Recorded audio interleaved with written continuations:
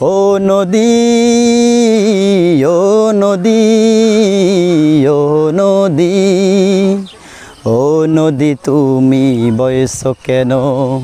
তুমি কি জানো না তোমার তীরে বাস করে শত জনপদ, বুকে নিয়ে শত বেদনা, বুকে নিয়ে শত বেদনা।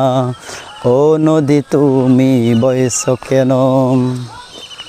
তোমার তীরের পলি দিয়ে সারা পৃথিবীর শস্য হয়, বঞ্চিত মানুষের অধিকার নিয়ে জালিম করে তার অবকয়।